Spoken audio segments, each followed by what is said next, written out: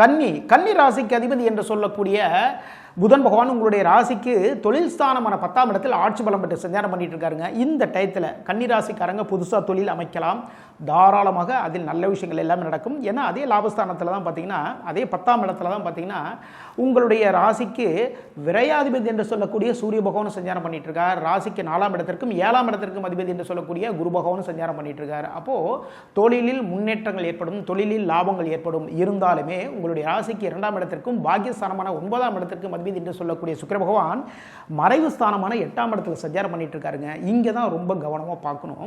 8ஆம் இடத்துலேருந்து அவருடைய பார்வை 2ஆம் இடத்துல பதியுது. தொழில் சம்பந்தமான விஷயம், குடும்பத்திலையும் சரிதான். உங்களுடைய பேச்சுவார்த்தையின் மூலமாக சிறு சிறு சிக்கல்கள் வருவதற்கான வாய்ப்புகள் இருக்கு.